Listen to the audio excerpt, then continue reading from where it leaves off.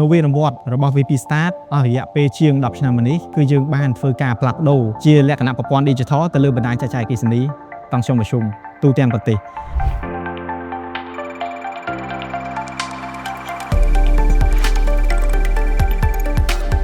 កាលពី10ឆ្នាំមុនស្ថានភាពអគ្គិសនីនៅប្រទេសកម្ពុជាយើងគឺមានបញ្ហាប្រឈមច្រើនដូចជាការចុះទៅដោយផ្ទាល់ដើម្បីធ្វើការផ្ដាច់ភ្ជាប់ក៏ដូចជាទាញទិន្នន័យក៏ដូចជាចំណាយក្រុមការងារច្រើនឬក៏ពេលដែលភ្លើងដាច់គឺយើងអត់ទទួលបានព័ត៌មានអញ្ចឹងនៅពេលនោះយើងក៏មានគំនិតថា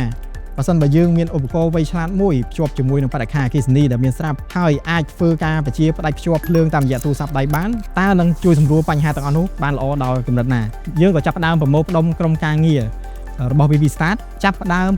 នៅគំនិតទាំងអស់នោះឲ្យคล้ายទៅជាបច្ចេកវិទ្យារហូតមកដល់คล้ายជា Eco Solution ទៅលើបណ្ដាញចែកចាយអគ្គិសនីទាំងក្នុងមជ្ឈមដូចសប្តាហ៍ថ្ងៃនេះ Eco Solution ទាំងអស់នោះមិនទាន់ stop ទេមិនទាន់ឈប់ទេគឺបានបន្តរហូតទៅដល់វិស័យផ្សេងៗទៀតដូចជាទីក្រុងវៃឆ្លាតដូចជាប្រព័ន្ធទូរស័ព្ទដៃទំនើបដូចជា Alien Check ហើយក៏ដូចជាប្រព័ន្ធតាក់ទងទៅនឹង Cloud Computingចំណុចសំខាន់នៃនវានុវត្តរបស់ VP Start មានដូចជាការផ្លាស់ប្ដូរការធ្វើប្រតិបត្តិការដោយផ្ទាល់មកជាប្រព័ន្ធ Digital បានន័យថាក្រុមការងារមិនបាច់ចាំចុះទៅទីតាំងដោយផ្ទាល់ទៀតទេគាត់នៅតែក្នុង control room គឺគាត់អាចគ្រប់គ្រងបណ្ដាញចែកចាយអគ្គិសនីគាត់បានដោយផ្ទាល់តែម្ដងហើយទី2គឺបានន័យថាការធ្វើទំនើបកម្មរបស់ VP Start គឺមិនតម្រូវឲ្យរុះរើនៅហេដ្ឋារចនាសម្ព័ន្ធចាស់ចេញទេហើយចំណុចទី3គឺតាក់ទងទៅនឹងប្រសិទ្ធភាពនៃការគ្រប់គ្រងថាមពលអគ្គិសនីក៏ដូចជាការគ្រប់គ្រងបណ្ដាញចែកចាយអគ្គិសនីកាត់បន្ថយរយៈពេលនៃការដាច់ភ្លើងក៏ដូចជាកាត់បន្ថយការខាត់បង់ថាមពលអគ្គិសនីនៅលើបណ្ដាញចែកចាយអគ្គិសនីទាំងក្នុងមជ្ឈមចំណុចចុងក្រោយដែលជាចំណុចសំខាន់គឺបានន័យថាការវិនិយោគរយៈពេលខ្លីហើយទទួលបានផលចំណេញលឿនដោយសារតែការដំឡើងរបស់យើងមិនចំណាយពេលក្នុងការដំឡើង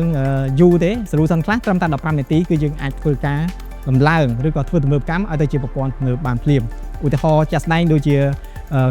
ក្នុងមួយខែអញ្ចឹងគឺយើងអាចធ្វើទំនើបកម្ម